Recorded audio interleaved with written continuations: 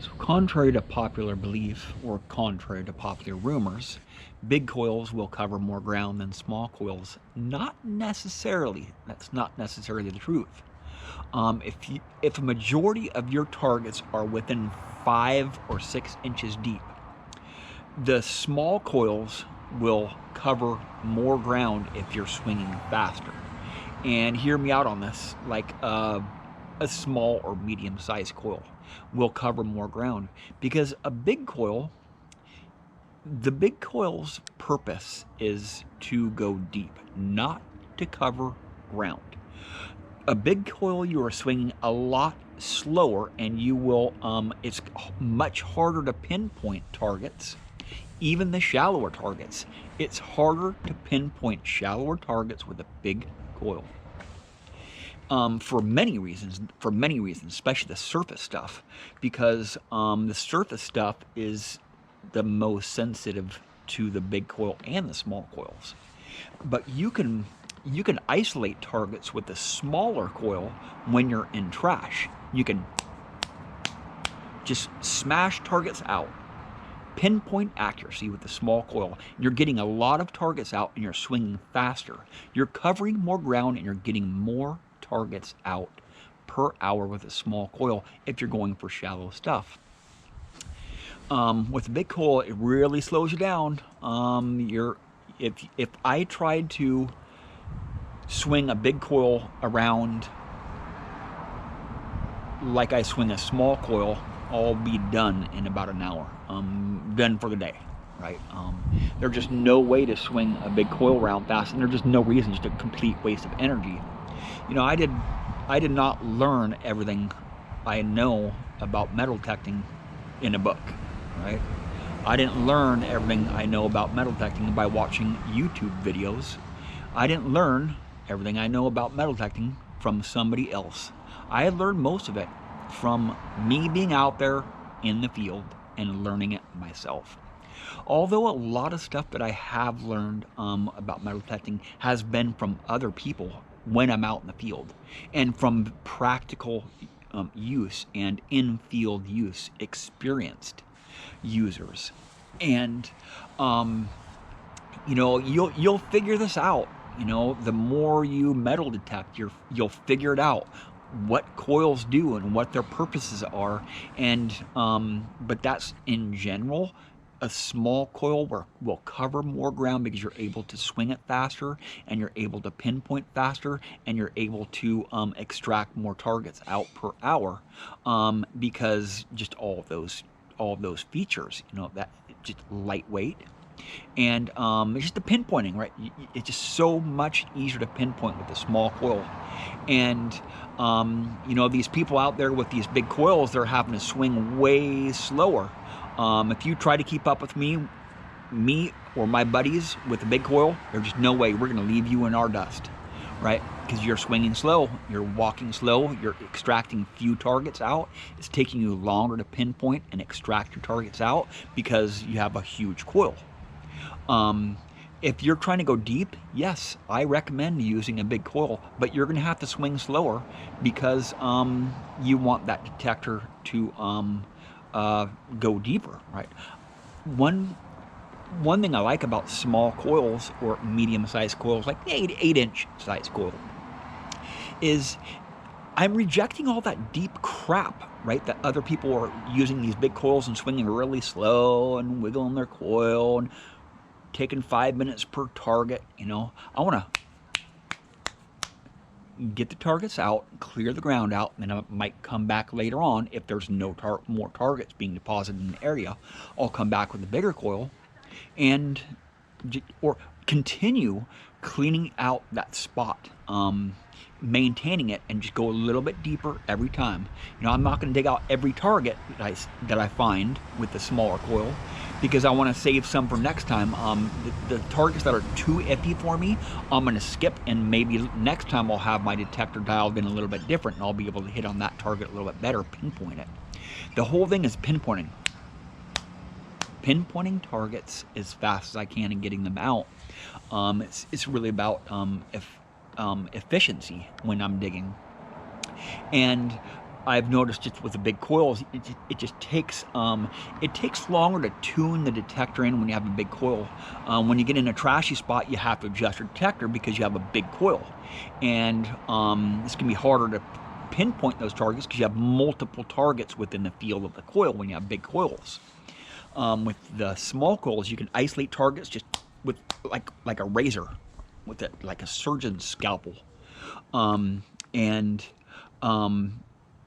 once you start clearing out those layers, then you can come in with a big coil and get on some deeper targets, if there are deeper targets.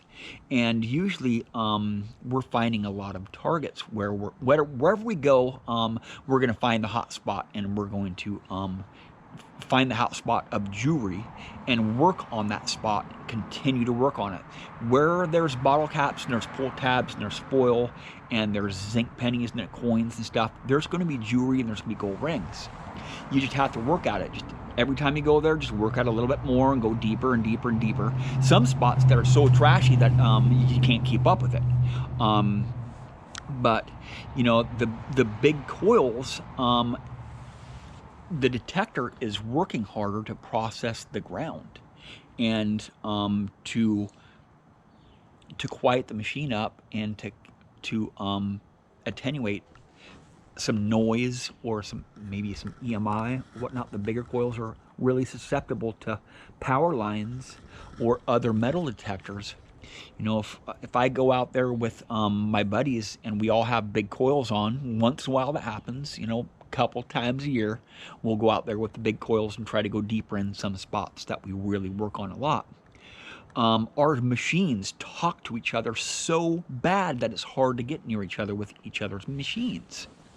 So the smaller coils are just all around, just they're easier to use, and they're easier to tune into the conditions, because a lot of places the conditions change. The ground changes, or the density of trash changes, or your different EMI. If you have the bigger coils, it's a lot harder to get through the EMI. And the more experience that you get with that detector, you'll learn more. I mean, I'm learning so much about detectors, and I'll go through phases of learning a lot about the detector the more I use it. If I don't use that detector, I'm really not going to learn much about it. You really can't learn a lot about the detector through videos. You know, like test videos or like live dig videos. You can learn a little bit, but the true learning happens when you get out in the field and you just learn about the machine and just dive into how to set the machine up in different scenarios. And your sites are going to be different from my sites, and those sites change all the time. You know, I'm hunting in parks, and parks are always changing. Man, people if they come through there with a festival and they dump a bunch of trash and litter and stuff, you have to extract a lot of that those trash to keep that maintained. And you know, all it takes is just a couple events, and somebody can just drop, you know, a few hundred bottle caps, and it'll keep you busy for a while. But to maintain that and continue to be going deeper, you have to get rid of those bottle caps and the trash. And when you're in a park, you're always encountering shallow targets that have just been dropped recently, and the big coils struggle on those targets or in those trashy spots.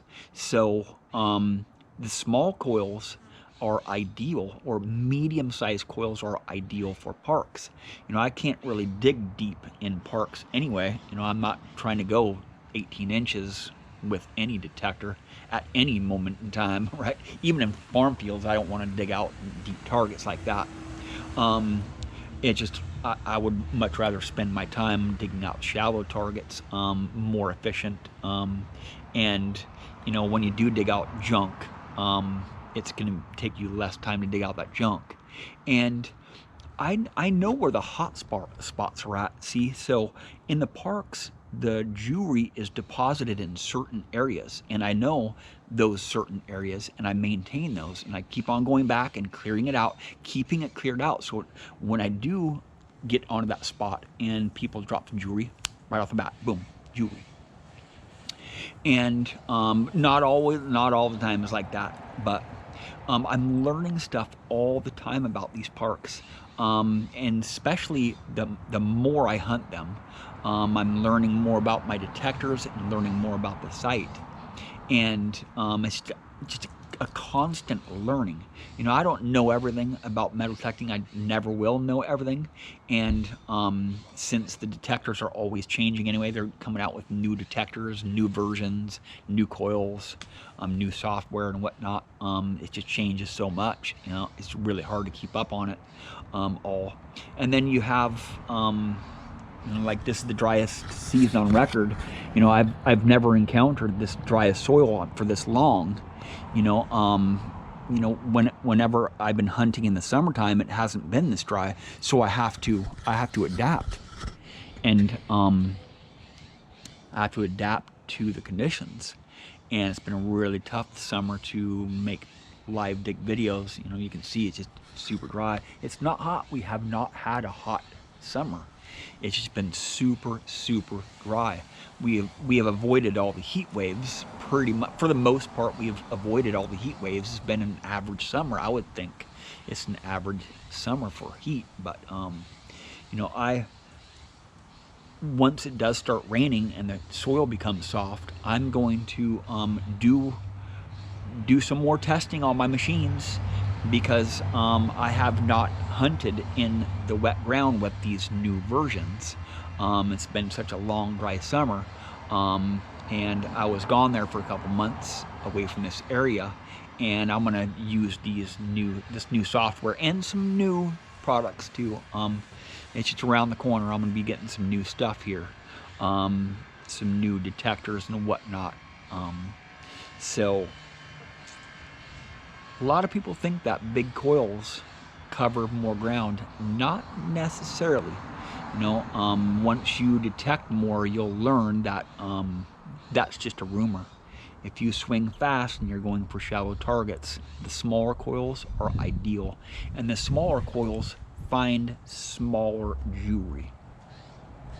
And they're less susceptible to EMI, especially in the higher frequencies. I have been using higher frequencies. I have the higher frequencies are just getting way more targets than the lower frequencies. Well, thank you for watching.